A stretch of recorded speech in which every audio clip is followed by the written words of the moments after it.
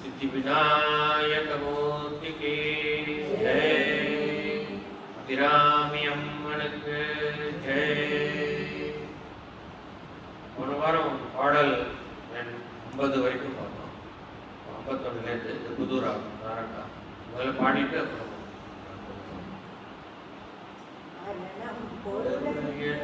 அருளொன்றையாத பெண்மானுமே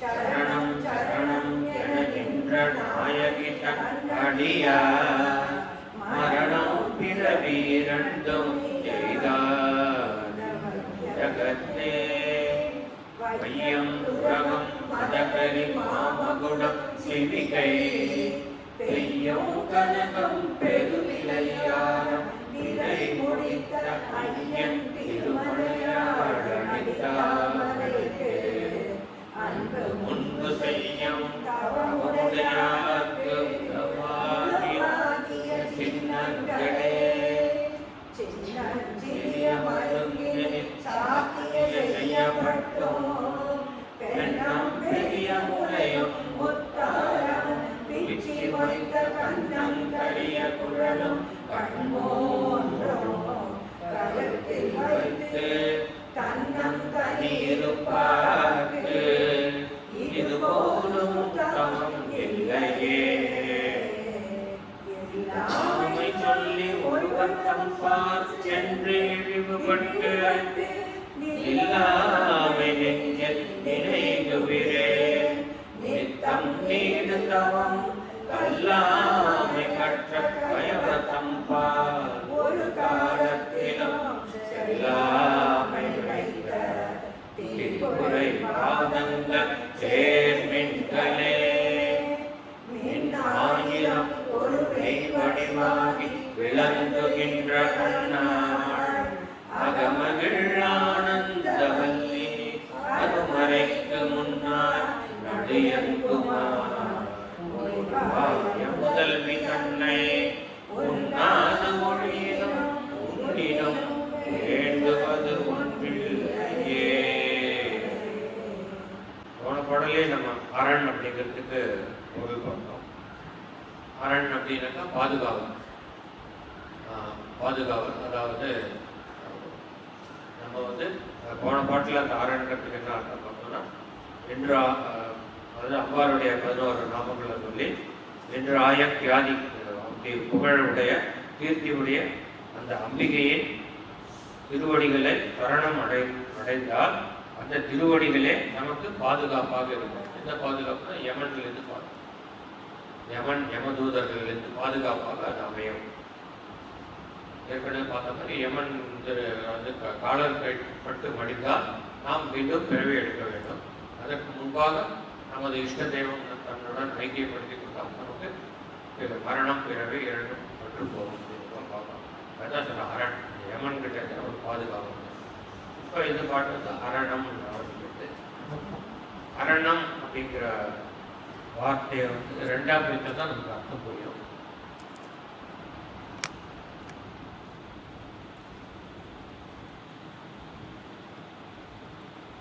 அரணம் அப்படின்னாக்கா equal to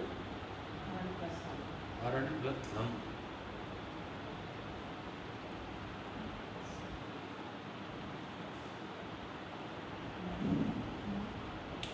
நம்முடைய அரண் நம் பொருள் என்று, அதாவது இப்போ இதில் சொல்லப்பட்டு இந்த திரிபுரத்தை பற்றி சொல்கிறேன். திரிபுரத்தை சிவபெருமான இருக்கிறது. அரண் நம் அப்படின்னா நம் பொருள் அப்படின்னா இந்த தாரகாட்சன், கமலாட்சன், விஜயமாலி அப்படிங்கிற இந்த 3 அசுரர்கள் தங்களுக்கு விஸ்வகர்மாவால் கட்டி கொடுக்கப்பட்ட இரும்பாலான, வெள்ளியிலான, தங்கத்தினாலான 3 உலகங்கள் அல்லது 3 கோட்டைகள் அப்படி வேணால் அர்த்தம். இவையே நமக்கு அரணாக இருக்கும். எதுலேருந்து அரணாக இருக்குன்னா நம்ம முன்னாடி பார்த்தது நம்ம யமன் கையில் பட்டு முடியாமல் நம்ம இறைவன் திருவடியை சேர்ந்தோம், அதுக்கு அரணாம் சொன்னோம். இவா அப்படி இல்லை, தன்னுடைய உடம்போட சரீரத்தோட நீண்ட காலம் வாழணும். யாராலையும் அவங்களை வின் பண்ண முடியாது.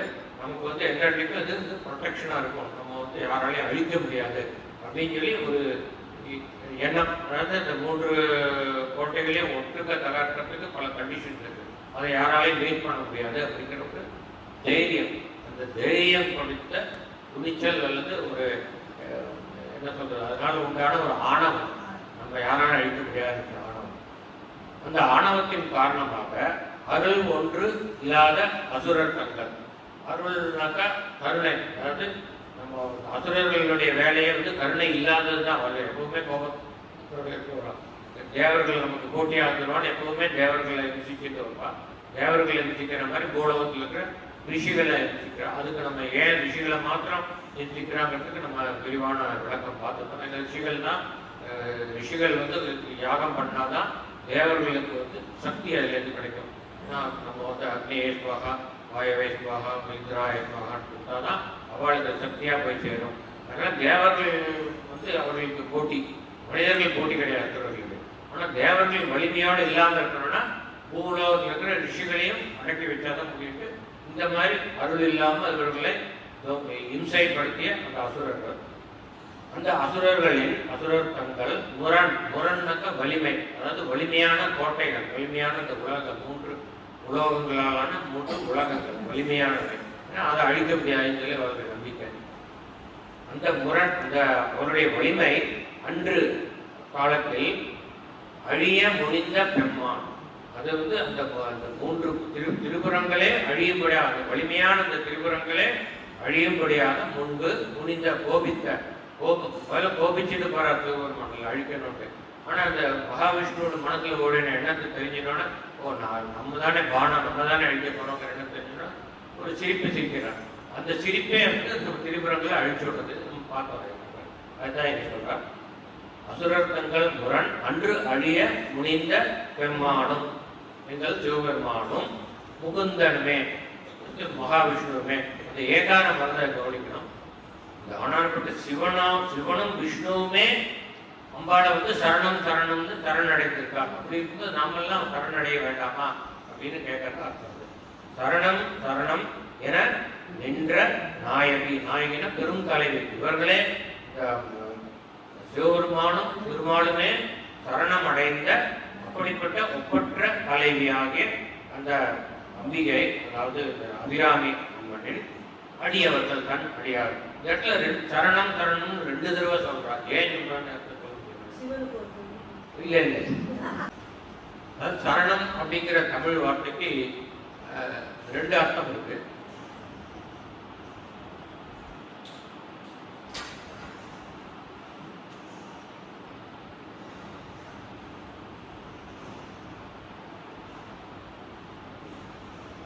சரணம் அப்படின்னா ஒரு அர்த்தம் திருவடிகள்,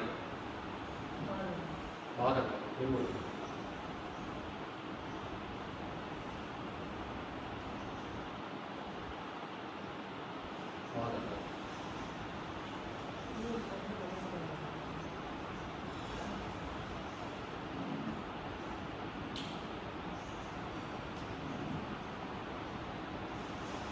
இன்னொரு சரணம் சரணாகதின்னு சொல்றோம் இல்லையா, அடைக்கலம்.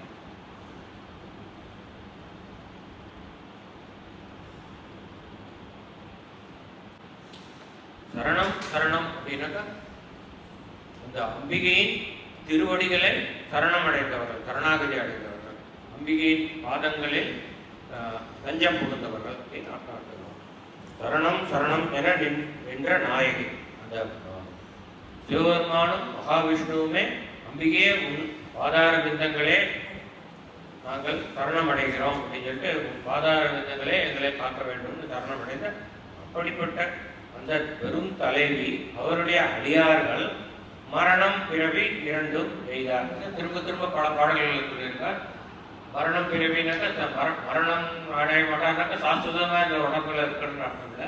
பிறக்க மாட்டார்கள். பிறந்தால்தானே திரும்ப மரணம் வைக்க வேண்டும். அதனால இது பல பாடல்களில் ஏற்கனவே பார்த்துருக்கோம். பின்னும் எய்துவரோ உடனும் தொழுவும் குருதியும் தோயும் புறம்பையிலேன்னு பார்த்துருக்கோம். இன்னொரு கர்ப்பப்பையை போய் சேர மாட்டான்னு சொல்றாங்க. அப்புறம் அடியேன் இறந்து இங்கு இனி பிறவாமல் ஆண்டு கொள்ளேன். பல பாடல்கள் இருக்கு. இங்கே அதாவது அபிராமபட்டர் அவர் முக்கியமா அம்பிகையை சரணடைகிறது எதுக்காக சொல்கிறோன்னா, நம்ம வந்து படைத்த அந்த பிறவி பெருங்கடலை வந்து நீந்தி கரையேறணும் அப்படிங்கிற நம்ம மேலே இருக்கிற கருணையினாலுமே அந்த பாடல் எழுதியிருக்காரு. அதனால அவர் முக்கியமாக சொல்றது, நீ மீதியெல்லாம் விட்டு அம்பாட்ட போய் நீ அந்த சமயத்தில் நீ போய் எனக்கு அது வேணும் இது வேணும்னு இந்த மெட்டீரியல் டிசைர்ஸ் வந்து நீ ஃபுல்ஃபில் பண்ணிக்கிறதுக்காக அவர்கிட்ட வரம் கேட்காது. பெரிய வரம் எதை அடைந்தால் எல்லாவற்றையும் அடைந்தவன் ஆகிறாயோ அந்த வரத்தை கேள் அப்படின்னு சொல்லி சொல்றாரு. முக்தியை வந்து வேண்டும் அப்படிங்கிறார். மரணம் பிறவி இரண்டும் செய்தால் இந்த வையகத்தை பூமியில வந்து திரும்ப பிறக்க வேண்டாம். மேபி புண்ணியம் நிறைய இருந்ததுன்னா சொர்க்கத்துக்கு போவாட இருக்கும். போனாலும் அப்புறம் கொஞ்சம் அந்த புண்ணியம் கழிஞ்சிட்டு திரும்ப பூமிக்கு தான் வரணும். எப்போ அவளுக்கு பேரானந்தம் கிடைக்கும்னாக்க இந்த மரணம் பிறவி இரண்டையும் கொடுத்தால்தான் அவளுக்கு பேரானந்தம் கிடைக்கும். இந்த வையகத்தை திரும்ப பிறக்க மாட்டாங்க. இப்போ இது சொல்லிட்டு இந்த முக்தி தான் முக்கியம் சொல்லி அடுத்த பாடல்ல வந்து சொல்ற அம்பாளை வழிபடுறவாளுக்கு என்னென்ன செல்வங்கள்லாம் கிடைக்கிறது. இது வந்து ஒரு கான்ட்ரடிக்ஷன் எடுக்கக்கூடாது. நான் அது பொருள் சொல்லும் போது உங்களுக்கு புரியும் ஏன் சொல்றாங்க. இப்படியிட்டு அது ஒரு கான்ட்ராஸ்டா தெரியும். போனதுல இருந்து மரணம் பிறவி இரண்டும் வைதார்னு சொல்லிட்டு இதுல வந்து வையம் துரகம் மதகரி மாமகுடம்னு என்னென்ன அவளுக்கு கிடைக்கும்னு சொல்லி ஒரு லிஸ்ட் போட்டு கொடுக்குறாங்க. இப்போ இந்த பாட்டை நம்ம ஆரம்பிக்கிறோம்னாக்கா, விலை முடித்த ஐயன் திருமணையால் அடித்தாமரைக்கு அன்பு முன்பு செய்யும் தவம் உடையார்க்கு வையம் துரகம் மதுகரி மாமகுடம் சிவிகை பெய்யும் கனகம் பெருவிளை ஆரம் உளவாகிய சின்னங்களே அப்படின்னு சொல்லிட்டு நமக்கு அர்த்தம் கரெக்டா புரியும். விரை முடித்த ஐயன் விரை சந்திரனை தனது சிகையில் தனது விடாமுடியில் தரித்த தனது முடியில் வைத்துக் கொண்ட ஐயன் சிவபெருமான் அவருடைய திருமணையான் அவருடைய மனைக்கு மங்களம் சேர்ப்பவள் இவள் எங்கள் சங்கரனார் மனை மங்களமாம்னு இருக்கிற ஒரு பாட்டில் பார்த்துருக்கோம். அதே அர்த்தத்தில் தான் எதுவும் வருது. திருமணையால் அடி தாமரைக்கு அவருடைய தாமரை போன்ற திருவடிக்கு முன்பு அன்பு செய்யும். முன்பு முற்பிறவியில் அன்பு செய்தவர்கள். ஆனால் அவர்களுக்கு வந்து உளவாகிய சின்னங்கள், அதாவது போன ஜென்மத்தில் வந்து யாரெல்லாம் அம்பாளுடைய திருவடியை சரணடைந்து அவளுக்கு பக்தி பண்ணினான்னு நமக்கு தெரிஞ்சுக்கணும்னா அவளுக்கு ஒரு ஐடென்டிட்டி இருக்கு அப்படிங்கிறார். அவளுக்கு ஒரு ஆதார் கார்டில் ஒரு ஸ்பெஷல் ஐடென்டிட்டி அவளுக்கு கொடுத்துருக்காங்க. யாருன்னு உளவாகிய சின்னங்கள், சின்னங்கள்லாம் அடையாளம். அவளுக்கு அதை பார்த்தாக்கா ஓ இவா வந்து போன ஜென்மத்தில் அம்பாளுக்கு இது நிறைய பக்தி பண்ணியிருக்கா அப்படின்னு கண்டுபிடிக்கலாம் அப்படின்னு சொல்லி அதுக்கு வந்து என்னென்னு சொல்லி சின்னங்கள் என்னன்னு மையம் சொல்லணும்னு சொல்றாங்க. இதுல என்ன சொல்றாங்கன்னாக்கா அவருடைய சின்னங்கள் வந்து எல்லாமே வந்து ஒரு பெரிய ஒரு செல்வந்தருக்கு உண்டான ஒரு பெரிய அரச பதவியில் இருக்கிறதுக்கு உண்டான சின்னங்கள். அம்பாளை சரணடைந்தவளுக்கு மரணம் பிறவி இரண்டும் வராதுன்னு சொல்லிட்டு ஏன் இந்த மாதிரி சொன்னாங்கன்னாக்கா, நம்ம வந்து என்ன வேண்டிக்கிறோமோ அதுதான் கொடுப்பாங்க. நம்ம வேண்டிக்காதான் கொடுக்க மாட்டாங்க. இப்போ வந்து இந்த ஜென்மத்தில் நான் வந்து எனக்கு வந்து ஒரு பொருளாதார வசதி இல்லை, எவ்வளோ பெரிய செல்வந்தர்கள்லாம் பார்த்து நம்மளே இந்த மாதிரி படைச்சிட்டாளே அம்பா அவள்லாம் அவ்வளோ நல்லா இருக்கா, அம்பிகையே அவங்க சரணடைந்த நீ எனக்கு இன்னொரு பிறவி கொடுத்தால் நான் பெரிய செல்வந்தராக படைக்கணும் அப்படின்னு சொல்லி வேண்டிட்டா அவள் கருணை உள்ளலாம் படுத்தவளுக்கு என்ன வேண்டியனோ அதான் கொடுப்பான். அதனால் அவளுக்கு வந்து அதுதான் கொடுப்பான். அதுதான் இந்த இதில் சொல்கிறேன். முன்பு அன்பு முன்பு செய்யும் தவமுடையார்களாக அவர்கள் வேண்டிக் கொள்ளும் பொழுது அவ்வாறு வேண்டிக் கொண்டார்கள். எனக்கு அரச பதவி கிடைக்க வேண்டும். ஏன்னா இவருடைய காலத்துல வந்து அரச பதவி தான் சிறந்தது. இப்போ இந்த மாதிரி வேற இல்லாமல் இருக்கு, விட்டுலாம். இப்போ ராஜாக்கள்லாம் கிடையாது. அதனால அரச பதவி வேணும்னு வேண்டின்றவளுக்கு அரச பதவி கிடைக்குங்கிறது இந்த சின்னங்களை பற்றி சொல்றான். அது இல்லாம அம்மா எனக்கு எதுவுமே வேண்டாமா, எனக்கு எல்லாம் போறோம், நான் எவ்வளோ ஜென்மங்களை எவ்வளோ அனுபவிச்சாச்சு, இனி உன்னுடைய திருவடி உன்னுடைய சரணங்களில் எனக்கு அடைக்கலம் கொடுக்க வேண்டும், உன் திருவடி நிழலில் எனக்கு இடம் தர வேண்டும் அப்படின்னு வேண்டிக்கிறவால யமன் வர்றதுக்கு முன்னாடி அவர் வந்து அழைச்சிட்டு போய் தன்னோட ஐக்கியப்படுகிறார். இப்போ நம்ம என்ன கேட்கிறோமோ அதுதான் கொடுப்பாங்க. சரியா? அதனால வந்து ஏன் சில பேருக்கு முக்தி கொடுக்குறான், ஏன் சில பேருக்கு இதை கொடுக்குறான்னா காரணம் நம்ம வேண்டியிருந்தது தான். அவ்வளோ எதுவும் இல்லை, நம்ம தான் நம்மளுடைய நமக்கு என்ன வேணுங்கிறது நம்ம தான் டிசைட் பண்ணுறோம். அவள் டிசைட் பண்ணுறோம். நம்ம என்ன டிசைட் பண்ணி கேட்குறோமோ அதை கொடுக்குறான். பிறை முடிந்த ஐயன் திருமணையால் அடித்தாமரைக்கு முன்பு முற்பிறவியில் அன்பு செய்யும். அன்புனாக்க பக்தி திறந்த அன்பு முதிர்ந்தால் பக்தி ஆகும். பக்தி செய்யக்கூடிய தவமுடைய அந்த அடியவர்களுக்கு உளவாகிய சின்னங்கள் என்னென்னா வையம். வையம் அப்படிங்கிற தமிழ் வார்த்தைக்கு 2 அர்த்தம் இருக்கு. உலகம்ங்கிற அர்த்தம் எல்லாருக்குமே தெரியும். வையம்னாக்கா வையகம், உலகம் அப்படின்னு சொல்லலாம். வையகத்தினுடைய சுருக்கம் தான் அது. உலகம், பூமி. இன்னொரு அர்த்தம் வந்து வையம்ங்கிற வார்த்தைக்கு இன்னொரு அர்த்தம் ரதம், தேர்.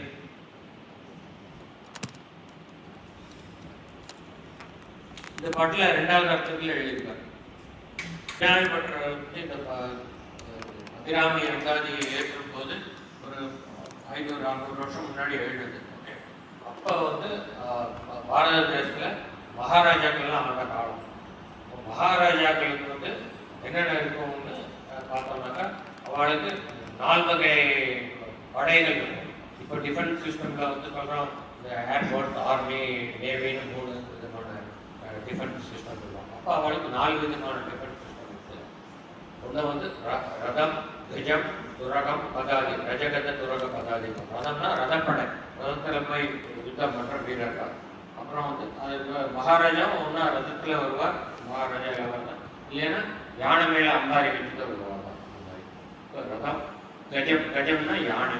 துரகம்னாக்கா குதிரை, குதிரைப்படை. அப்புறம் பதாதினா காலாட்படை. இதனால வரும். அதுதான் நம்ம லிஸ்ட் போட்டு கொடுக்குறோம். வையம் ரதம் தேர், துரகம் அப்படின்னா குதிரை. இது வந்து 2 விதமாக அர்த்தம் புரிஞ்சுக்கலாம். அப்படி சொல்றேன். வையம், துரகம், அதாவது ரதப்படை, குதிரைப்படை.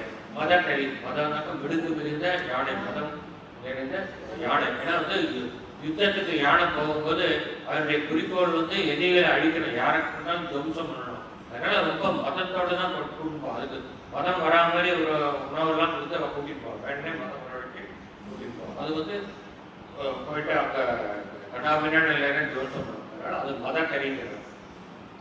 3 இந்த காலாட்படையை விடல. ஏன்னா சிவிகையில் வந்து தூக்கிட்டு வருவாங்க, அதனால் காலாட்படை விடுறாங்க. இந்த 3 படைகளை பற்றி சொல்கிறாங்க. 3 டிஃபென்ஸ் சிஸ்டம்ஸ் சொல்லிட்டு இதுக்கு இன்னொரு அர்த்தம் எப்படி எடுத்துக்கணும், வையம் துரகம் 2 சேர்த்து அர்த்தம் இருக்கணும். ரதம், ரதம் வந்து வெறும் ரதம் இருந்தால் அது ஓடாது. அதை வந்து இழுக்கிறதுக்கு குதிரைகள் வேணும். அதனால் குதிரை பூட்டிய ரதம் அப்படின்னு ஒரு அர்த்தம் இருக்கணும். வையம் துரகம் 2 சேர்த்து குதிரைகள் பூட்டிய ரதம் அப்படின்னு அர்த்தம். இப்போ இது முடிச்சுக்கலாம். மதக்கறி. மாமகுடம்னா சிறப்பான கிரீடம். கிரீடம் வந்து யார்? மகாராஜா அணிஞ்சிக்கிறது. ஸோ இவளுக்கு கிரீடம் அம்பிகையை முற்பிறவியில் வழிபட்ட அடியவர்களுக்கு கிரீடம் இதெல்லாம் கிடைக்கும்னாக்கா அவளுக்கு அரச பதவி கிடைக்கும்னு அர்த்தம். இந்த காலத்துக்கு நம்ம எடுத்துக்கணும்னா அவள் வந்து ஒரு பிரைம் மினிஸ்டரோ சீஃப் மினிஸ்டரோ ஏதோ அப்போ வந்து அரச பதவி. சிவிகை, சிவிகைனா பல்லக்கு. பல்லக்கு வந்து ஆண்கள் தூக்கிட்டு போகிறது. அது எதுனா ராஜ குடும்பத்தில் இருக்கிற பெண்கள் வெளியில் போட்டு, ராஜாக்கள் இளவரசர்களும் யானை மேலே அம்பாரியில் போவா, இல்லைன்னா ரதத்தில் போவா, இல்லைன்னா குதிரை மேலே கூட போவா. பெண்கள் வந்து சிவிகையில் போவாள். பட் பெண்கள் ராணிகளாக இருந்துக்காது வந்து அவெல்லாம் குதிரையில், ராணி லட்சுமி கோயிலாம் குதிரையில் போய் தான் இது பண்ணியிருக்கா. அது ஹோல்கர்னு ஒருத்தி மகாராஷ்டிரா ராணி, ரொம்ப ரொம்ப அற்புதமான ராணி நிறைய பண்ணிருக்காங்க. அந்த மாதிரி பெண்கள் வந்து நாட்டை ஆண்டதும் உண்டு நம்ம பாரத தேசத்தில். அவர்களுக்கு வேற மாதிரி. நான் சொல்றது ராஜகுலத்தை சேர்ந்த பெண்கள், யுத்தத்தில் பங்கேற்காத பெண்கள் வந்து பல்லக்கில் போவோம். சிவிகை, அந்த சிவிகையை தூக்கிறதுக்கு ஆள்கள் இருக்கும். அந்த சிவிகை அதுவும் ஒரு வாரத்துக்கு உண்டான சின்னங்கள் இருக்கிறார். பெய்யும் கணம், மழை போல் பொழியும் தங்க நாணயங்கள். ஆனால் அவளுக்கு கஜானால கோடிக்கணக்காக தங்க நாணயங்கள் புரிஞ்சு கிடக்கும். ராஜாக்கா அத்தனை ஜனங்களையும் ப்ரொடெக்ட் பண்ணுறது அவளோட வேலை. அதனால் எல்லாருக்கும் வேணுங்கிறதெல்லாம் வந்து அக்ரிகல்ச்சருக்கு வேணுங்கிறது, இண்டஸ்ட்ரீஸ் வேணுங்கிறது எல்லாம் வந்து கொடுத்து அவ்வளோ அற்புதமாக பாரத தேசத்துடைய பழமையான வரலாறுலாம் நம்ம பார்த்தா அப்படியே பெருமைப்பான வேர்ல்டில் வந்து ஒரு ஹார்ட்லி ஒரு 100 இயர்ஸ் 200 இயர்ஸ் முன்னாடி பாரத தேசம் தான் இந்தியாவில் வந்து ஜிடிபியில் number 1 gross domestic product number 1 இருந்தா. அமெரிக்காலாம் எங்கேயோ 10th 11th ரேங்கில் இருந்தது. சைனா வந்து நம்பர் 2ல் இருந்தா. அதுவும் நம்பர் 1க்கும் நம்பர் 2க்கும் ஏணி வச்சாலும் எட்டாது. அவ்வளவு அவளும் சைனா மாதிரி நம்ம 10 times இது பண்ணுறோம். நம்மளுடைய இது செல்வம் வந்து அப்படி குவிஞ்சு கிடந்தது பாரத தேசத்தில். அதனால தான் வேற எல்லா தேசத்தையும் வந்து பாரத தேசத்தில் வந்து எல்லாரும் படையெடுத்து வந்து இங்கே வந்து ஆக்கிரமிச்சுக்கிறது முதல்ல வந்து முகலாயர் படையெடுத்து வந்து எல்லாத்தையும் லண்டன் கொண்டு போனான். அப்புறம் பிரிட்டிஷ் வந்து இங்கேயே உட்காந்து எல்லாத்தையும் காமிச்சிருந்தாங்க. ஸோ அது மாதிரி முக்கியமாக அவள் வந்து அழிச்சது வந்து நம்ம செல்வத்தை கொள்ளடிச்சு போனது கூட பெரிய விஷயம் இல்லை. நம்மளுடைய கலாச்சாரம் அப்புறம் நம்மளுடைய சோஷியல் சிஸ்டம் வந்து அற்புதமான ஒரு ஆர்டர். அதாவது யார் என்ன வேலை பண்ணணும் எப்படி இருக்கணும்னு அதில் எந்த விதமான கன்ஃபியூஷன் இல்லாமல் ரொம்ப நல்லா நடக்குது. அதனால தான் முகமது கோரி வந்து ஒரு தடவை நல்லா கொள்ளையடிச்சுட்டு போனதுக்கப்புறமும் ஒரு வரலாற்று ஆசிரியர் வந்து எழுதினா அதுக்கப்புறம் பாரத தேசம் செல்வத்தில் அவ்வளோ செழிப்பாக இருந்தது. ஏன்னாக்கா இப்போ தேவருக்கு ரீஜெனரேட் த வெல்த். நம்ம பாரத தேசத்தில் இருந்த ஜனங்களுடைய மென்டாலிட்டி ஆகட்டும், அப்புறம் அவளுக்கு இருந்த ஃபெசிலிட்டிஸ் ஆகட்டும், இங்கே இருக்கிற இயற்கை வளங்கள் ஆகட்டும், இது எல்லாமே சேர்ந்து அவளுக்கு ரீஜெனரேட் பண்ணுற பவரை கொடுக்குது. பிரிட்டிஷ் வந்ததுக்கப்புறம் அந்த பவரையும் அழிச்சிட்டாங்க. ஸோ அதனால் நம்ம வந்து உலகத்திலே ரொம்ப மோசமான பிற்படுத்தப்பட்ட அப்போ அந்த கொலோனியல் பீரியடு போது இப்போ ஏழ்மையில் இருந்தது பாரத தேசம். இப்போ திரும்ப வந்து நம்ம மேலே வந்துட்டு இருக்கோம். எதுக்கு சொல்ல வந்தேன்னாக்கா பெய்யும் கனகம், அதாவது அப்படியே கோல்டு வந்து அப்படியே மழை மாதிரி பொழியும்.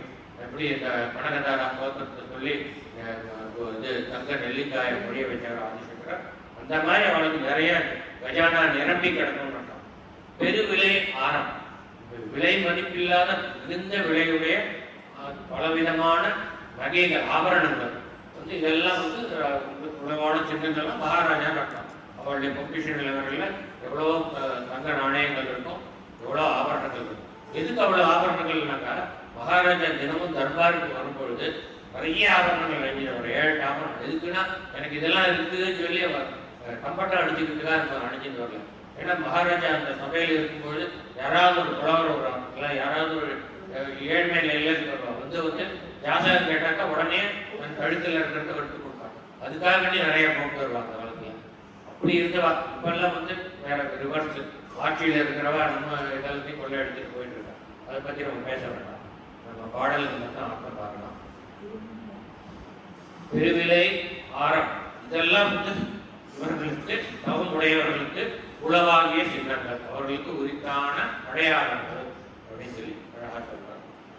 அடுத்த பாடல் சின்னஞ்சிறிய மருங்கினில், மருங்குனாக்கா இடுப்பு, சின்னஞ்சிறிய மருங்கினில் ஏற்கனவே பார்த்தோம்னா அம்பிகையினுடைய இடுப்பு வந்து மிக மிக மெல்லியதானது.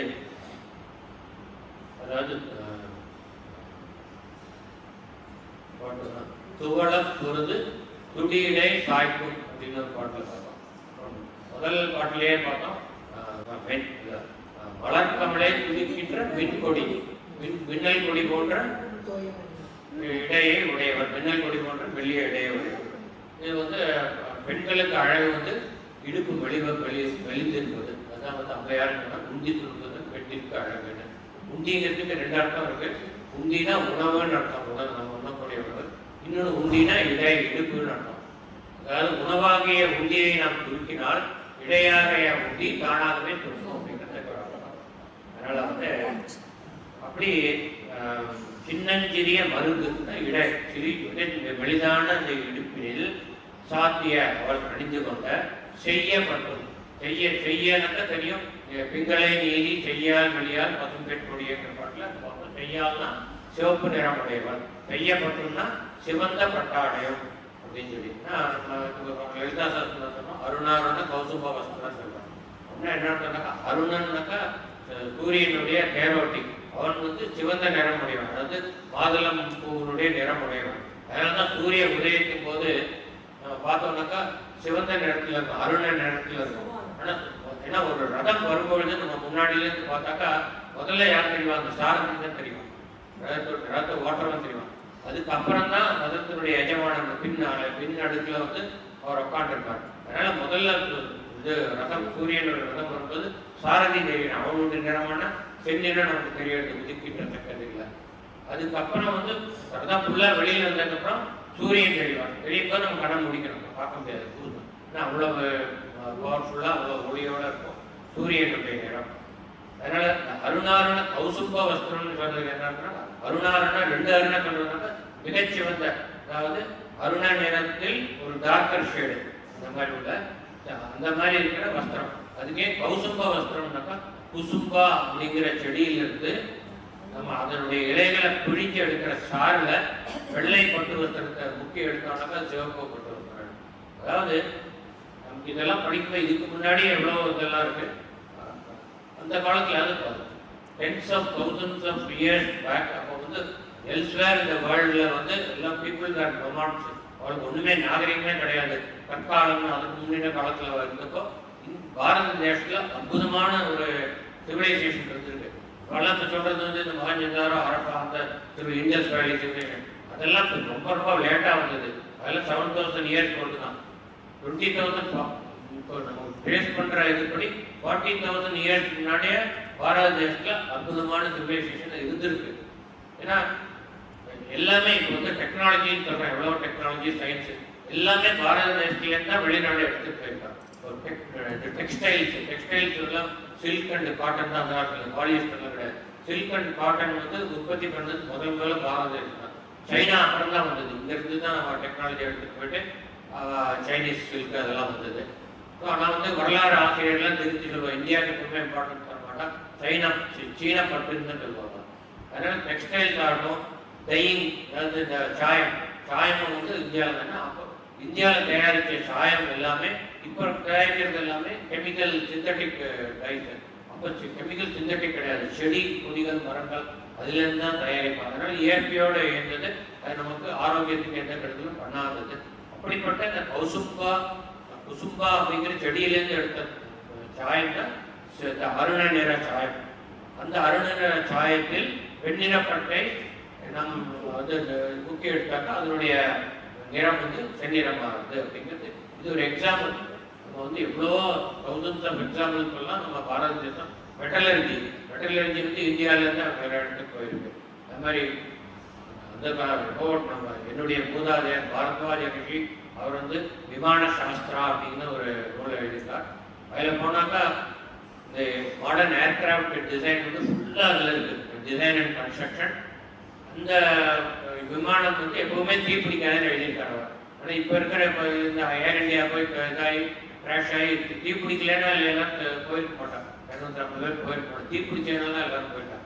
ஆனால் அந்த பாரத்வாஜ ரிஷி ஒர்க் கொடுத்துருக்கிற அந்த நூலை நம்ம புரிஞ்சுட்டு அந்த மாதிரி ஒரு விமானம் தயாரித்தா தீப்பிடிக்காது. அது இன்னும் பல வருஷம் ஆகும் பூமியில் நம்ம கண்டுபிடிக்கிறது. இல்லை ரீஇன்வென்டிங் த வீல்னு சொல்லுவாங்க. பாரத தேசத்தில் அற்புதமான ஒரு வீல் இருக்குது, அதை அழிச்சிட்டா எல்லாரும். இப்போ நம்ம ரீஇன்வென்ட் பண்ணிட்டு இருக்கோம். அந்த மாதிரி பல உதாரணங்கள் இருக்கு. நம்ம பாரத தேசம் அற்புதமான ஒரு சிவிலைசேஷனாக இருந்தது அப்படிங்கிறதுக்கு. இப்போ நம்ம அதை விட்டுருவோம். நம்ம இந்த பாடலுக்கு வருவோம். சாத்தியம் செய்யப்பட்டோம் அதான் பார்த்தோம். சிவந்த நிற பட்டாளே அணிந்திருக்கிறார். அப்புறம் வந்து பெண்ணம் பெரிய முலையம் பல தடவை பார்த்துருக்கோம். கருணை வந்து அகில கோணங்களுக்கும் கருணை வழங்க வேண்டும் என்பதனால் அவருடைய மார்பகங்கள் மிக பெரியதாக இருக்கிறது சொல்றார். பெண்ணம் பெரிய முலையம் முத்தாரம் இந்த மார்பின் மேல் அணிந்த முத்து மாலயம் பிச்சி மொய்த்த கண்ணங்கரிய குழலும். பிச்சி மொய்த்த அப்படிங்கிறதுக்கு அர்த்தம் சொல்லணும்.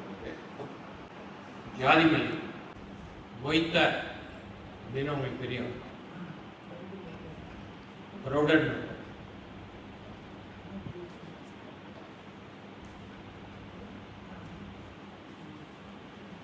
அதாவது நெருக்கமாக இருக்குது.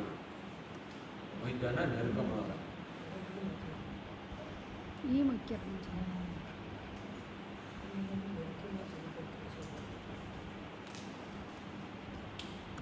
சொல்றது இந்த கொலாக்கியெல்லாம் எல்லாரும் வந்து கியூ பைபாஸ் பண்ணிட்டு எல்லாம் ஒரேடியாக மாபா வந்தாங்க சொல்றேன். ஏன் இப்படி வச்சுக்கிறேன் எல்லாம் லைனாக வாங்க அப்படின்னு சொல்றீங்க. அதுதான் அது அதான் மொய்த்தானா நெருக்கமாக இருக்கிறது. பிச்சி மொய்த்தானா என்ன பண்ணாக்கா ஜாதி மல்லியை நெருக்கமாக கட்டிய பூச்சரம். அந்த பூச்சரத்தை அணிந்த கண்ணங்கரிய குழலும் கருமை நேரத்தை அம்பிகை. இதில் வந்து அம்பாளுடைய அங்க லாவண்யங்கள்லாம் வர்ணிக்கிறார். சின்னஞ்செறிய மருந்தில் காத்திய செய்யப்படும் பெண்ணம் பெரிய உதயம் முத்தாரமும் பிச்சி வைத்த கண்ணங்கரிய குழலும். அதாவது அம்பாளுடைய குழல் வந்து அவ்வளவு கருமையானது. எந்த டையும் போட்டுக்கோமே நேச்சுரலாகவே ஒரு. ஏன்னா இது வந்து அபிராமற்ற இன்னொரு இடத்துல அழகாக எழுதுறோம். விண் முகில்கள் வெளியிட காட்டிய கரும் பூந்தலும் அப்படின்னு சொல்லி. இது வந்து எதில் வரும்னா அபிராமி அம்மை பதிகை 1வது பாட்டு. அதில் வரும் பதிகம், பதிகம் அபிராமி அம்மை பதிகத்தில் 1வது பாட்டு பார்த்தீங்கன்னாக்கா சௌராஷ்டிரம் இல்லையா, அதில் விண்முகில்கள் வெளியிட காட்டிய கரும்பூதலம். என்ன அழகான ஒரு இமேஜினேஷன் பண்ணுறோம். அதாவது அம்பாள் பூமிக்கும் வானத்துக்கும் அப்படி அவ்வளவு பெரிய தோட்டத்தில் இருக்கிறார். அவருடைய கூந்தல் எங்க இருக்கும்? ஆகாசத்தில் இருக்கும். அப்போ அந்த ஆகாசத்தில் கூந்தல் பக்கத்தில் முகில்னாக்க மேகம் வெள்ளை மேகம் வந்துட்டு இருக்கு. அது அவ்வளவு வெளுப்பா இல்லை, கொஞ்சம் சுமாராக வெளுப்பா இருக்குது. ஆனால் இந்த கூந்தலுக்கு பக்கத்தில் வந்தோன்னா இந்த கான்ட்ராஸ்ட், இது கருப்பும் வெள்ளையும் ரொம்ப கான்ட்ராஸ்ட். அந்த கான்ட்ராஸ்ட்னால இவ்வளவு கருப்பான கூந்தலுக்கு பக்கத்தில் மேகம் வந்தோன்னா அந்த மேகத்தினுடைய வெள்ளையை எடுத்து காட்டுறது. கான்ட்ராஸ்ட் சொல்லுவாங்க, இந்த சாரிக்கு இந்த பார்டர் சாரியினுடைய அழகாக எடுத்து காட்டுறது தெரிஞ்சுக்கணும் கான்ட்ராஸ்ட்ல. அது மாதிரி அந்த முகிலுடைய அந்த மேகத்தினுடைய வெண்மையை அதிகமாக எடுத்து காட்டும்படியாக இருந்த கூந்தல். அதுதான் விண்முகில்கள், வானம், விண்முகில்கள் வெளிரென காட்டிய கருங்கூந்தலும் சொல்றாங்க. அதுதான் அதே அர்த்தம் தான் இங்கேயும் சொல்றாங்க. பிச்சி வைத்த கண்ணன் தெரிய குழலும் கண் மூன்று கண் உடையவன். அதாவது வலது இடந்த கண் சூரிய சந்திரன், நெற்றிக்கண் அக்னி. அந்த நெற்றிக்கண் மூலமாக தான் நம்ம அடியார்களுக்கெல்லாம் ஞானத்தை வழங்குகிறார். அந்த நெற்றிக்கண் தான் அவள் ஞான சுரூபிணியாக இருக்கிறாள். நமது நெற்றிக்கண்ணில் அவளை நாம் இருத்தினால், இந்த 2 குருவங்களுக்கும் இடையில் அவளுடைய ஜோதி சுரூபமாக நிறுத்தி நம் ஞானம் செய்தால் நமக்கு ஞானம் உண்டாகும் அப்படிங்கிறார். கண் மூன்றும் கருத்தில் பதிய வைத்து, நம்முடைய மனதினில் நிறுத்தி பதிய வைத்து தன்னந்தனி இருப்பார்க்கு வைக்கிறார். ஏன்னா இவருடைய காலத்திலேயே தன்னந்தனி இருக்கிறதுனுடைய முக்கியத்துவம். ஏன்னா இவருடைய காலத்துல டிவி கிடையாது, மொபைல் போன் கிடையாது, வாட்ஸ்அப் கிடையாது, எந்த டிஸ்ட்ராக்ஷன் கிடையாது. அப்பவே சொசைட்டியில் இருந்தால் என்னால் உன்னை கான்சன்ட்ரேட் பண்ணி உன்னை தியானம் பண்ண முடியலம்மா, தனியாக தான் போயிருக்கணும் அப்படின்னு. அதனால தான் இப்போ நம்ம ரிஷிகள்லாம் இமயமலையில் அங்கேருந்து இமயமலை அந்த குளூரில் போய் எடுத்துட்டு தவம் பண்ணலாம். இங்கேருந்து அவளுக்கு டிஸ்ட்ராக்ஷன் ஆகுங்கிறதுக்காக இமயமலையில் போய் தவம் பண்ணியிருக்காங்க. இப்போவும் சித்தர்கள் தமிழ்நாட்டில் கொல்லிமலையில், சதுரகிரி மலையிலலாம் தவம் பண்ணிட்டு இருக்காங்க. ஆனால் இப்போ அதெல்லாம் நம்ம விட்டு வைக்கல. அங்கேயே டூரிஸ்ட் எல்லாம் பிக்னிக் போக ஆரம்பிச்சிருக்காங்க. அதனால அந்த மலையிலேயே கொஞ்சம் ஒதுக்குப்புறமான இடங்களை பார்த்துட்டு அவள் தவம் பண்ணிட்டு இருக்காங்க. அது மாதிரி அவள் மனித வடிவில் இல்லாமல் அவள் மிருகங்கள் வடிவில், மரங்கள் வடிவிலெல்லாம் சித்தர்கள். அதனால தான் இந்த மாதிரி இடத்துக்குலாம் போகும்போது மரத்தோட கலையை ஒழிக்கக்கூடாது, இலையை பறிக்கக்கூடாதுன்னு சொல்கிறாங்க. அது மாதிரி அதனால தனிமையில் இருந்தால் தான் தவம் சிறப்பாக செய்ய முடியும் அப்படிங்கிறது இந்த இடத்துல சொல்கிறாங்க. ஏன்னா நம்ம வீட்டில் இருந்து நம்ம தவம் இருந்து உட்காண்டோம்னாக்கா கேஸ் ஆஃப் பண்ணணுமா இல்லையே எழுதுப்போம். மொபைல் ஃபோனை நான் இது பண்ண சார்ஜ் போட்டேன்னா இல்லையா ஞாபகம் எழுதுப்போம். இதெல்லாம் பண்ணிட்டு உட்காந்துருக்கோம். மனசு ஈடுபடாது தவத்தில். அதனால தன்னந்தனி இருப்பாருக்கு, தவம் செய்வாருக்கு. இது போலும் தவம் இது மட்டும் சிறப்பான முறையில் தவம் செய்வதற்கு வேறு வழி இல்லை. அதனால தன்னந்தனி இருந்தால்தான் சிறப்பான முறையில் தவம் அமையும். பாடம்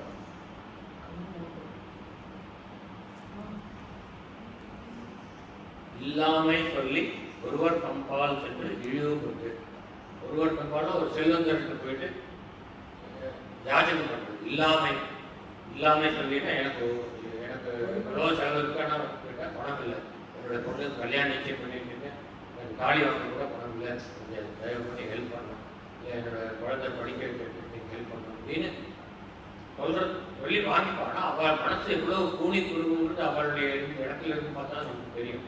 அதனால இழிவுபட்டு அப்படிங்கிறார். இல்லாமே சொல்லி ஒருவர் பால் சென்று இழிவுபட்டு போய் நான் யாஜகம் பண்ணி நான் மானம் இழந்து நில்லாமை, அப்படி நான் மானம் கெட்டு என்னுடைய மானத்தை அடகு வைத்து ஒருவரிடம் சென்று நான் பொருளுக்காக யாஜகம் செய்யாமல் இருக்க வேண்டும் என்றால் இல்லாமை நெஞ்சில் நினைக்கிறேன். நீங்கள் அவ்வாறு ஒரு காலம் எனக்கு நடக்கக்கூடாது. நான் ஒருவர் பால் சென்று எனக்கு பொருள் இல்லை என்று நிற்காமல் இருக்க வேண்டும் என்று நீங்கள் நினைத்தால் நெஞ்சில் நினைவுகிறேன். என்ன பண்ணுங்கிறார்? திருமறை பாதங்கள் சேர்மிக்கிறேன். திருபுர சுந்தரியாகிய அந்த அபிராமியின் திருவடிகளை சேர்மிக்கிறேன். கடைசியில் திருமுறை பாதங்கள் தேர்வுகளை. அதுக்கப்புறம் என்ன அழகான ஒரு உதாரணம் சரி கேட்போம். நான் ஒருத்தர்கிட்ட போய் யாஜகம் பண்ணாமல் இருக்கணும்னா திருமுறை சுந்தரியுடைய பாதங்களை சேர்ந்தாக்கா அந்த மாதிரி நான் யாஜகம் பண்ணாத நிலைமை எனக்கு வருங்கிறதுக்கு என்ன கேரண்டி அப்படின்னு கேட்டால் நான் தான்ப்பா கேரண்டி அப்படின்னு சொல்றாங்க. என்ன சொல்றார்? நித்தம் நீடுதவம் கல்லாமை கற்ற கயவர் தம்பால் ஒரு காலத்திலும் செல்லாமை வைத்தார். கண்ணை சொல்லிக்கிறார். அவர் யார்ட்டையும் போலேங்கிறார். யார்கிட்ட போலேனாக்கா கொஞ்சம் அர்த்தம் புரிஞ்சுக்கிறது கொஞ்சம் கஷ்டம். கேட்கும் நித்தம் நீடுதவம் கல்லாமை கற்ற கயவர் தம்பால். அதாவது கயவர்கள் அவர்களுக்கு கற்றது ஒன்னே ஒண்ணுதான். கயவர்கள் என்ன கற்றாங்க? படிச்சது. படிச்சது என்னன்னாக்கா நித்தம் நீடுதவம் கல்லாமை.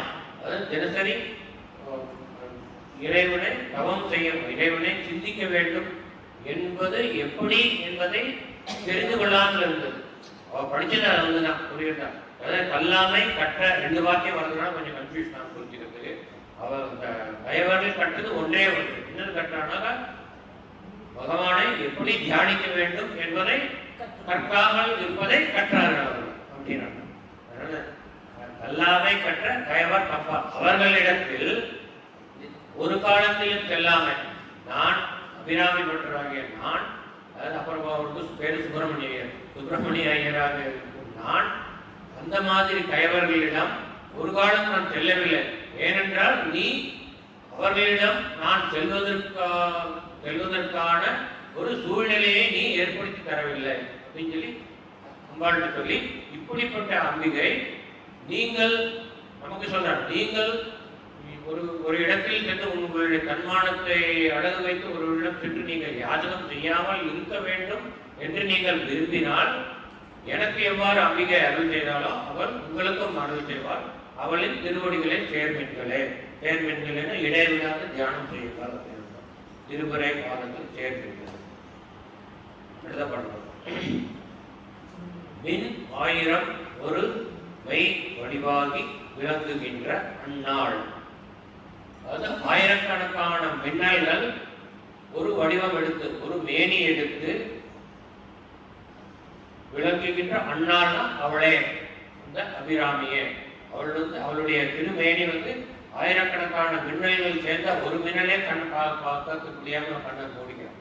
ஆயிரக்கணக்கான மின்னல்கள் சேர்ந்த எவ்வளவு பிரகாசமா இருக்கும். அப்படிப்பட்ட பிரகாசமான தேஜஸ் ஒளிவுடைய வடிவுடையவள் அந்த அபிராமி. மின் 1000 அதுதான்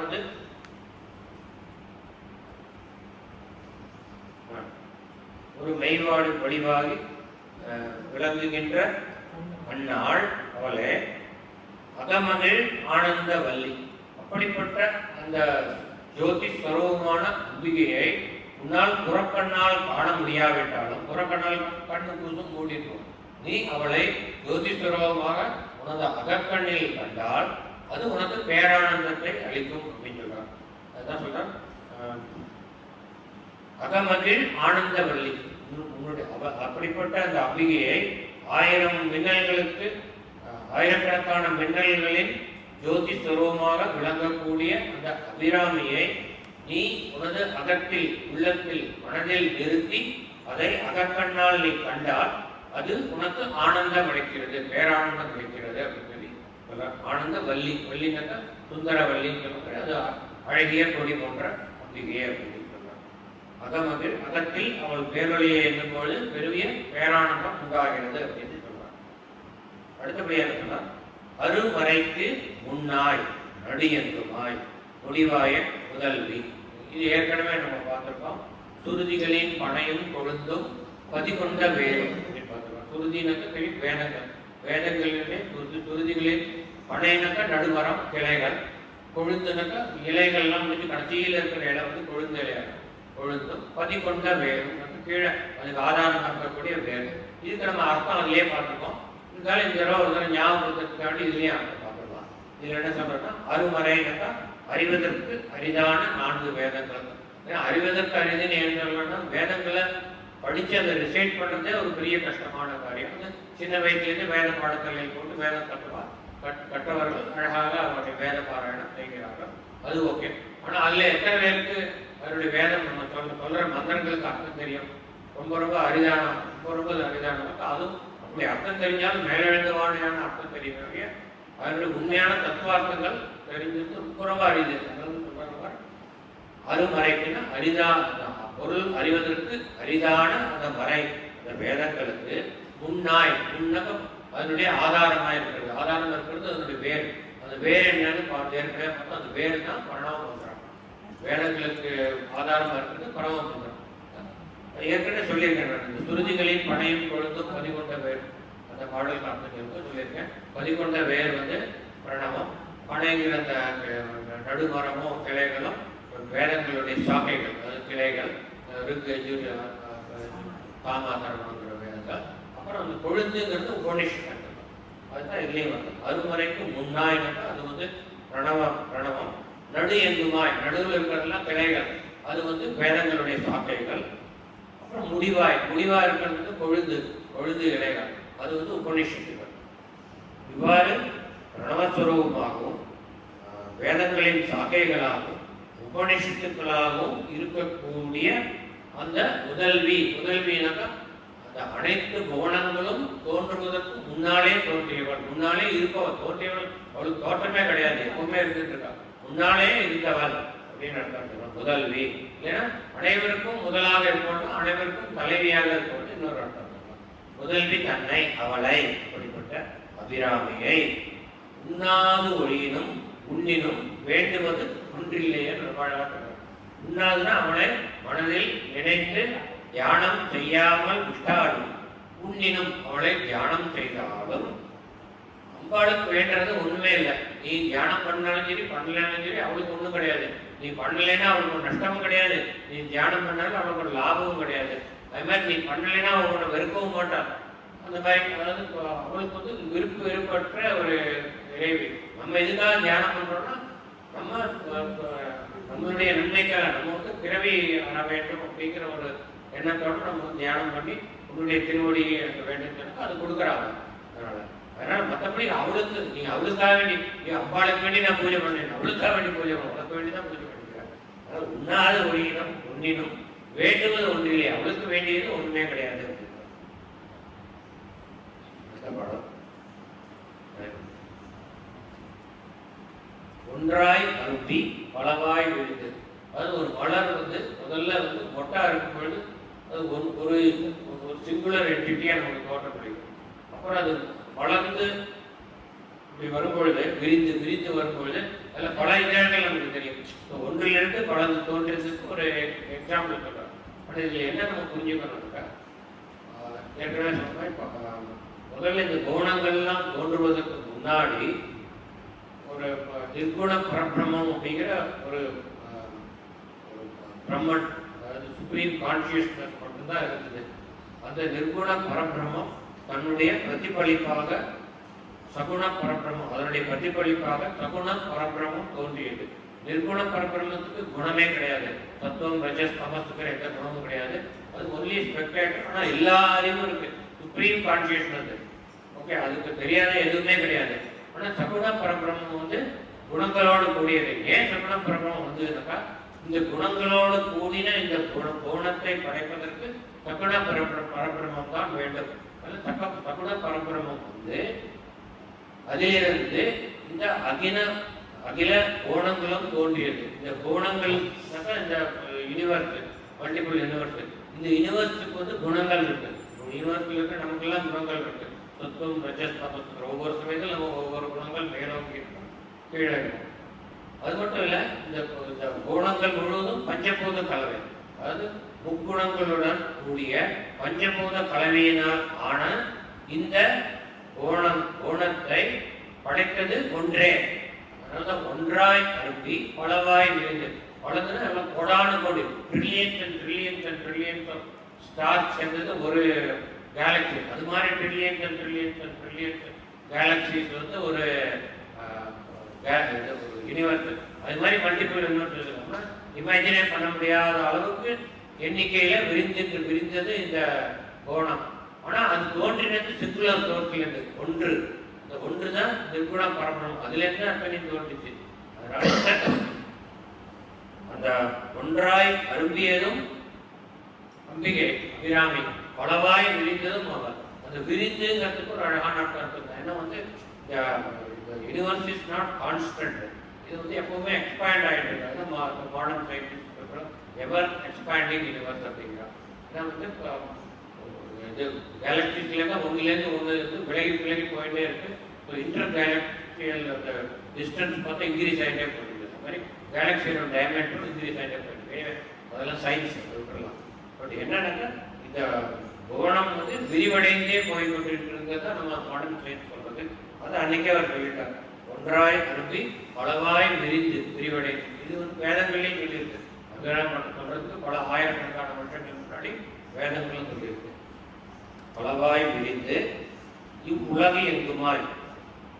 இது வந்து ஒன்றாய் அனுப்பி பலவாய் விரிந்து வந்து இந்த கான்செப்ட் ஏற்கனவே அவர் பாடலில் சொல்லியிருக்கார். கிளியே கிளைஞர் மனத்தை கிடந்து கிளர்ந்து ஒளிரும் ஒளியே ஒளிரும் ஒளிக்கு இடமே எண்ணில் ஒன்றுமில்லா வெளியே வெளிமுதல் பூதங்களாகி விரிந்த அம்மை. எண்ணில் ஒன்றுமில்லா வெளி. அம்பாள் நிர்குணம் பரபிரம்ம முதல்ல இருந்தப்போ வெறும் ஸ்பேஸ் தான் இருந்தது, எதுவுமே இல்லை, நோ ஆப்ஜெக்ட்ஸ். ஆனால் அந்த திருகுணங்களோட பஞ்சபூத கலவையான இந்த பிரபஞ்சத்தை அந்த சத்குண பரபிரமம் சகுண பரபிரமம் தோற்றுவித்தது. அதனால வந்து அதுக்கு முன்னாடி வெறும் வெளிதான் இருந்தது. அது வெளியிலிருந்து தோன்றியதுதான் வெளிமுதல் பூதங்களாகி விரிந்த பஞ்சமூல பஞ்சபூத கலவையான இந்த பிரபஞ்சமாக விரிந்த அம்மே அப்படின்னு அந்த பாட்டில் சொல்றாங்க. அங்கேயும் விரிந்தான்னு சொல்றாங்க, இங்கேயும் விரிந்துன்னு சொல்றாங்க. அதனால ரெண்டும் ஒரே அர்த்தமா இருக்கு. இங்க வேற வார்த்தைகள் சொன்னாங்க. இங்க ஒன்றாய் அரும்பி பலவாய் விரிந்துகிறார். அங்க வெளிமுதல் பூதங்களாகி விரிந்த அம்மே பஞ்சபூத கலவையாலான இந்த நட்சத்திர கூட்டங்களாக விரிவடைந்த அம்பிகையே அப்படின்னு அந்த பாட்டில் சொல்றார். அடுத்து சொல்றார், இவ்வுலகை எங்குமாய் நின்றார். அப்படிப்பட்ட அம்பிகை இந்த உலகுன்னாக்க நம்ம பூமியை மட்டும் எடுத்துக்கூடாது, இந்த பிரபஞ்சம், எல்லை இல்லாத இந்த பிரபஞ்சம், இந்த பிரபஞ்சம் முழு இந்த பிரபஞ்சத்தை அவள் தோற்றுவித்தவர். நேச்சுரலி அவள் தோற்றுவித்த இந்த பிரபஞ்சம் முழுவதும் அவள் நிரம்பியிருக்கிறாள். அவளுடைய தோற்றம் தான் பிரபஞ்சமாக நம் கண்களுக்கு தெரிகிறது. இன்னொரு தேரியம் உண்டு நம் சனாதனத்துல, இந்த பிரபஞ்சமே இல்லை, இது ஒரு மாயை, நம்மெல்லாம் யாருமே இல்லை, இந்த நம்ம கண்ணால பார்க்கறது வந்து உண்மை இல்லை, இது பொய், காயமே இது பொய்யடா காற்றடைந்து பொய்யடா, அது உடம்பு பொய்ன்னு சொல்றா. ஆனால் இந்த பிரபஞ்சமே பொய்ன்னு ஒரு தேரி இருக்கு. இது வந்து தோன்றி மறையக்கூடியது, நிலையானது இல்லை அப்படின்னு சொல்றது இருக்கு. அதனால இப்ப இந்த உலகை எங்குமாய் நின்றாள்னாக்க இந்த அனைத்து கோணங்களிலும் அவள் விரவை நிற்கிறாள், இதற்கு அப்பாலும் நிற்கிறாள். அடுத்தது அவள் அனைத்தையும் நீக்கி நிற்பாள். இந்த கோணம் முழுவதும் நிரம்பி நின்றால் கூட அதற்கு வெளியிலும் அவள் இருக்கிறாள் அப்படிங்கிறாள். அதான் வந்து லலிதா சஹஸ்ரநாமத்துல சர்வாதீதா அப்படிங்கிறோம். சர்வ அதீதா, சர்வாதீதன் சர்வ அதீதா. சர்வம்னாக்கா அனைத்தும், இந்த கோணம் முழுவதும் அவற்றிற்கு வெளியில் இருக்கும். அதீதன் அதை விட பெரிதாக இருக்கும். கோணமே மிகப்பெரியது, அதை விட பெரியது அதீதம், அதுக்கு வெளியில் இருக்கிறது சர்வாதீதா அப்படின்னு சொல்லுவோம். அனைத்தையும் நீங்கி நிற்பாள். எந்த நெஞ்சினுள்ளே ஒன்றாது நின்று புரிகின்றவர். இப்படிப்பட்ட மகத்தான இவ்வளவு பெரிய தோற்றத்தை உடைய நீ, அனைத்திற்கும் மூல காரணமான நீ, ஜனனின்னு அந்த சொல்றோம் பாடம். ஜனனி ஜெகத்காரணி பரிபூரணி. ஜனனின்னா அம்மா, அனைத்துக்கும் தாயானவள் அவள். இந்த கோணம் முழுவதையும் தோற்றுவிட்டாமல் ஒரு குழந்தையை யார் தோற்றுவிக்கிறோ அவளை தான் தாய்னு சொல்றோம். அது மாதிரி இந்த கோணத்தை தோற்றுவிட்டவள் ஜனனி, இந்த கோணத்துக்கு ஜனனி. ஜெகத்காரணி, இந்த ஜெகத் உண்டாகிறதுக்கு காரணமாயிடுவாள்.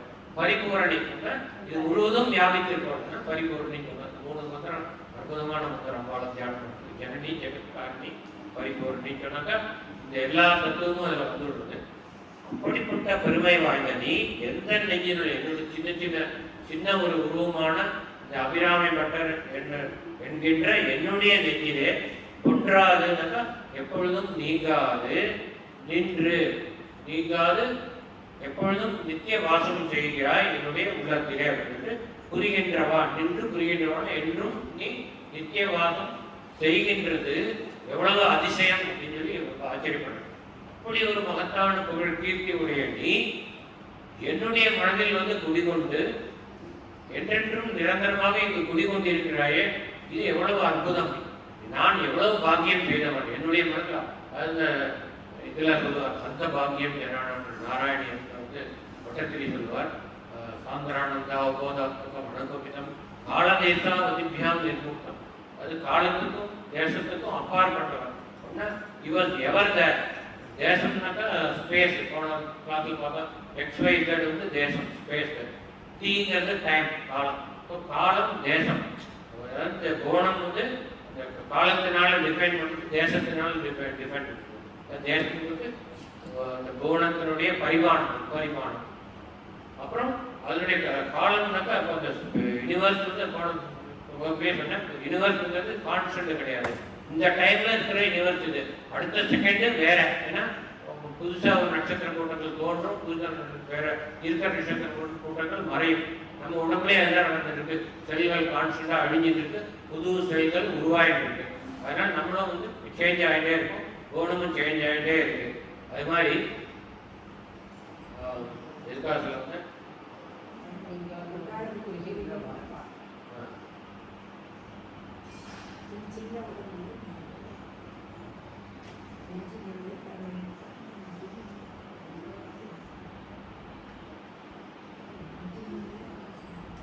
இல்லை, இந்த யூனிவர்ஸ் வந்து எப்பவுமே இதுக்கு சொல்ல வந்த நாராயணியன் சொல்ல வந்தேன். என்னன்னா கால தேசா வதிப்பியாம் நிர்முக்தம். அதாவது இந்த யூனிவர்ஸ் வந்து தேசத்தினால மட்டும் டிஃபைன் ஆனது, வந்து ஸ்பேஸ் அதனுடைய 3 டைமென்ஷன்ஸ்னால மட்டும் டிஃபைன் ஆனது. Time with respect to time also universe is changing. ஆனால் இது ரெண்டுக்கும் அப்பாற்பட்டவன். ஏன்னா எப்பொழுதுமே இப்போ வந்து இந்த அம்பாள் வந்து நிர்குண பரபிரம்மன்னு சொல்ற மாதிரி, இந்த அபிராமன் சொல்ற மாதிரி, அந்த பட்டத்திரி வந்து குருவாயூரப்பனா நிர்குண பரபிரம்மன்னு சொல்றாரு. அதாவது சாந்தரானந்தா அவபோதாத்மகம்ங்கிறதுக்கு அர்த்தமே இந்த சுப்ரீம் கான்சியஸ்னஸ் நிர்குண பரபிரம்மம். நிர்குண பரபிரமமாக இந்த குருவாயூரப்பன் அவர் காலத்துக்கும் தேசத்துக்கும் அப்பாற்பட்டவர். குடிப்பட்ட பெரிய புகழை உடைய கீர்த்தியை உடைய நீ ஒரு சின்ன குழந்தை வடிவில் வந்து இந்த மனிதர்களுக்கு காட்சி கொடுக்கிறாயே, உன்னை தரிசிக்கக்கூடியவர்கள். ஏன்னா நம்மளால இந்த ஸ்பேஸ் முழுக்க பார்க்க முடியாது, எவ்வளவு பெரிய டெலஸ்கோப் வச்சு பார்த்தாலும் நம்மளால பார்க்க முடியாது.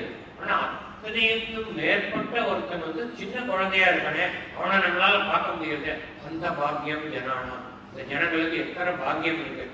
அப்படிப்பட்ட ஒரு பெருமை வாய்ந்த வந்து சின்ன குழந்தையா பார்த்து அவனை புரிஞ்சுக்க முடியாது அப்படின்னு சொல்லி அது அழகா எழுதிருக்கா. அதே தான் இதுலையும் சொல்றா, ஒன்றாது நின்று புரிகின்றவா. இப்படிப்பட்ட மகத்துவம் உடைய நீ என்னுடைய மனதில் வந்து நிலையாக நிற்கின்றாயே, எனக்கு தரிசனம் தருகின்றாயே, ஜோதி ஸ்வரூபமாக என் மனதில் தரிசனம் தருகின்றாயே, எனக்கு என்ன ஒரு பாக்கியம் செய்தவன் நான், இது ஒரு என்ன அதிசயம் அப்படின்னு சொல்லி புரிகின்றவா. இப்பொருள் அறிவார். இந்த அம்பிகையினுடைய மகத்தான ஸ்வரூபத்தையும் அவள் எப்படி நம்முள்ளே மிகச்சிறிய ஒரு ஆன்ம வடிவமாக நமக்கு அருள் புரிகின்றான், நமக்கு தரிசனம் தருகின்றான் என்ற இரண்டையும் சேர்த்து புரிந்து கொள்வது வந்து யாருனாக்கா இந்த ரகசியம். பொருள் அறிவார் இந்த ரகசியம். இது வந்து நம்மளால் கற்பனைக்கு எட்டாதது. நம்ம வந்து இதெல்லாம் வந்து நம்ம விளக்கி சொல்லலாம். இது புரிஞ்சுக்கிறதுக்கு வந்து உண்மையான உணர்றது ரொம்ப கஷ்டம். அதனால இது தெரிஞ்சவ யாருன்னு, இந்த ரகசியத்தை தெரிந்தவர்கள் அன்று இந்த காலத்தில் ஆளிலையில் துயின்ற பெம்மானும். ஆளிலையில துயின்ற பெம்மானும் உங்களுக்கு தெரியும். ஆளிலையில பள்ளி கொண்ட பெருமாளும் அது இந்த ஊழி காலத்தில் அந்த பிரளயத்தின் போது ஆளிலையில கிருஷ்ணன் வந்து பள்ளி கொண்டிருப்பார்னு நம்ம எல்லாரும் படிச்சிருக்கோம். அதான் அன்று ஆளிலையில் துயின்ற பெருமானும் என் ஐயனுமை என்னுடைய சிவபெருமான். அவர் 2 பேருக்கு அந்த அதிசயம் தேர்வுறாங்க. இப்போ இங்க ஒரு கேள்வி கேட்கலாம். நீங்கள் மும்மூர்த்திகள் தானே சொல்றோம், பிரம்மாவை விட்டுட்டார். பிரம்மாவுக்கு இந்த ரகசியம் தெரியாதுங்கிறார். ஏன்னு தெரிஞ்சுன்னா ரொம்ப இன்ட்ரெஸ்டிங்கா இருக்கும். ஏன்னு தெரிஞ்சுட்டாக்கா, ஏன்னாக்கா வந்து இப்போ வந்து மகாவிஷ்ணுவும் சிவனும் அழிவு இல்லாதவர்கள். ஓகே, ஆனா பிரம்மா அழிவு உள்ளவர். அது தெரியுமா? பிரம்மாவுக்கு வந்து ஒரு ஆயுள் காலம் இல்லை. பிரம்மாவோட வந்து வயசு வந்து 100 வருஷம். 100 வருஷம்னா நம்மளோட 100 வருஷம் இல்லை. அது சொல்ல பண்ணாக்கா பிரம்மா வருஷம் 100 பிரம்ம வருஷம். நம்ம டெரஸ்ட்ரியல் பூமி பூமியில் நம்மளுடைய நம்ம எக்ஸ்பீரியன்ஸ் பண்ணுற வருஷங்கள் எவ்வளோ வருஷம் இருக்கா? 315 ட்ரில்லியன் இயர்ஸ். 2 3 1 2 3 இது வந்து 315 மில்லியன். அப்புறம் இன்னொரு 3 போட்டாங்க பில்லியன், இன்னொரு 3 போட்டால் ட்ரில்லியன். இவ்வளோ வருஷங்கள். இதுதான் பிரம்மாவோட ஆயுள் காலம். இத்தனை வருஷம் நம்மளுடைய பூமியில் இத்தனை வருஷம் ஆயிடுச்சுன்னா இந்த பிரம்மா போயிட்டு புது பிரம்மா உண்டாவார். அதாவது இதை தவிர பிரம்மாவுக்கு வந்து பிரம்மாவோட 12 ஒரு மகாகல்பம்னு சொல்லுவோம். இவ்வளவு வருஷத்துக்கு தான் ஒரு மகாகல்பம். இப்போ நடக்கிறது வந்து பத்ம மகாகல்பம். நீங்க நாராயணியத்தில் வந்து 8வது தசகத்துல 13வது ஸ்லோகம் தெரிஞ்சுக்கிறீங்களா? நாராயண அஸ்மின் பாத்மகல்பே அது மாதிரி வரும். இல்ல அஸ்மின் பராத்மன் நனு பாத்மகல்பே துவமித்தம் உத்தாபித பத்மயோனிகி அனந்த பூமா அமரோக ராசியம் நிறுத்தி பாத்தாலயவாத விஷ்ணு. பாத்தாலயவாதம்னா குருவாயூரில் இருக்கிற மகாவிஷ்ணு குருவாயூர் இருக்கிறார். அஸ்மின் ஆத்மகல்பேன்னு நம்ம புரிஞ்சுக்கணும். அஸ்மின் பராத்மன் நனு சம்ஸ்கிருதத்தில் மாற்றி போடுவார். அஸ்மின் ஆத்மகல்பே இந்த பத்மகல்பத்தில் துவம் இத்தம் உத்தாபித நீ இவ்வாறு தோற்றுவித்த பத்மயோனிகி. பத்மயோனினா பிரம்மா. ஏன்னா பத்மம்னா தாமரை, தாமரையிலிருந்து தோன்றியவர் பிரம்மா. அதாவது தாமரை வந்து மகாவிஷ்ணுவோட நாபியிலிருந்து வந்து நாபி கமலம், அதுல தோன்றினவர் பிரம்மா. அதனால யோனினாக்கா எதுலேருந்து தோன்றும், ஒரு அம்மாவோட கர்ப்பத்திலேருந்து நம்ம வந்தாக்கா அது வந்து யோனின்னு சொல்லுவோம். அது மாதிரி பிரம்மா தோன்றின யோனி வந்து பத்மயோனி. அதனால தொம் இத்தம் இவ்வாறு உத்தாபித தோற்றுவித்த பத்மயோனிகி பிரம்மா அப்படின்னு சொல்லி அந்த குடிநீர் வந்து அற்புதமா பிரம்மாவை நீ தோற்றுவித்தியே இந்த பத்ம கல்பத்தில் சொல்லி, நீ இப்படிப்பட்ட மகத்தான பெருமையுடைய உனக்கு என்னுடைய உடம்புல இருக்கிற சின்ன ரோகத்தை குணப்படுத்துறது ஒரு பெரிய கஷ்டமா. ஏன்னா அவர் பட்டத்திரி அப்படி ரோகத்தினால துடிச்சுட்டு இருக்கார், வெளியினால துடிக்கிறார். அப்பதான் எழுதுறாரு எப்படி இந்த அபிராம பட்டம் வந்து நெருப்பு மேல நின்றுட்டு பாடல் எழுதுறான். அவளுக்கெல்லாம் உடம்பு உபாதை ஒரு கொட்டே இல்லை. ஆனா அப்படி ஒரு வெளியில உட்காந்து இத்தனை எழுதியிருக்காரு நாராயண பட்டத்துக்கு தசையில். ஸோ அதனால எதுக்கு சொல்ல வந்து எனக்கு அப்பா இப்போ நம்ம இருக்கிறது பத்மகல்பம். இந்த பத்மகல்பத்தில் வேதவராக கல்பங்கிறது உபகல்பத்தில் இருப்பாங்க. நம்ம அந்த இது நம்ம வந்து சங்கல்பம் பண்ணும்போது வேதவராக கல்பம்னு சொல்லுவோம். வைரத்தில் தான் மன்வந்தரம்னு சொல்லுவோம். அப்புறம் அஷ்டாவிம்சதி தமே கலியுகேன்னு சொல்லுவோம். ஸோ இந்த டைம் ஸ்கேல் இருக்கு நம்ம சனாதன தர்மத்தில் கொடுத்த அந்த ரிஷிகள் கொடுத்த டைம் ஸ்கேல் நினைச்சா மைண்ட் பாகலிங். இவ்வளவு யாராலையுமே நினைச்சு பார்க்க முடியாத அளவுக்கு ரொம்ப பெரிய ஸ்கேலை கொடுத்தா ரொம்ப ரொம்ப நுணுக்கமான ட்ரில்லியன்ஸ் அண்ட் ட்ரில்லியன்ஸ் ஆஃப் செகண்டாக கொடுத்துருக்காங்க. அதுக்கும் பேர் இருக்கு சம்ஸ்கிருதத்தில். அதனால இதுக்கு வந்து ஒரு மகாகல்பம்னு பேர். இவ்வளோ வருஷத்துக்கு பிரம்மாவுடைய 12 மணி நேரம், அதாவது நம்மளை மாதிரி தான் பிரம்மா வந்து பகலில் வந்து தன்னுடைய வேலையை பண்ணிட்டு இருப்பார், ராத்திரியில் தூங்க போயிடுவார். ராத்திரியில் அவர் தூங்க போகும்போது என்ன பண்ணுவார்னாக்கா தாமரை மூடிட்டோம், அவர் இருக்கிற தாமரை வந்து மூடிட்டோம். இது மூடிக்கும் போது இந்த கோணம் முழுக்க பிரம்மாவோட சேர்ந்து அந்த தாமரையில் போயிடும். போகும்போது என்ன ஆகும், இந்த கோணம் வந்து அழியாது, ஆனால் அது வந்து ஒடுங்கி போகும், பிரம்மாவோட ஒடுங்கி போகும். அதாவது அவருடைய இரவு நேரத்தில் இந்த கோணம் முழுவதும் பிரம்மாவில் ஒடுங்கி இருக்கும். பார்த்தால் ஆனதும் பிரம்மா முழிச்சுக்கும் போது தாமரை விரியம் கோணங்கள் திரும்பவும் உண்டாகும். இதைத்தான் நம்ம வந்து ஊழி காலம்னு சொல்றோம், அதாவது பிரளயம் சொல்றோம். ஒரு பிரளயத்துக்கு அப்புறம் திரும்ப ஒரு கல்பம் தோன்றும், உபகல்பம். ஒரு பிரளயம் கல்பம், பிரளய கல்பம் மாறி மாறி வரும். அதனால வந்து பிரம்மாவோட 12 வருஷங்கிறது 12 மணி நேரம், 12 hours பிரம்மா. கோணம் ஒடுங்கி திரும்ப அவ்வளோ மில்லியன்ஸுக்கு அப்புறம் திரும்ப வரும். இது மாதிரி பல மில்லியன்ஸ் ஆஃப் டைம்ஸ் இது நடந்திருக்கு.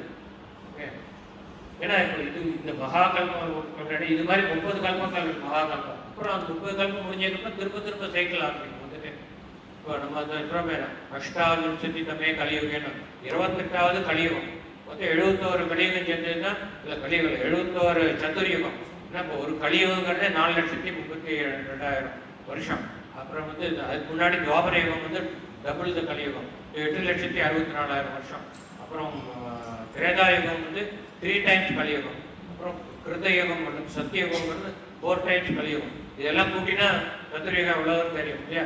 அந்த மாதிரி வந்து 71 சதுர்யுகம் சேர்ந்தது தான் ஒரு மன்வந்தரம், ஒரு மனுவுடைய பீரியடு.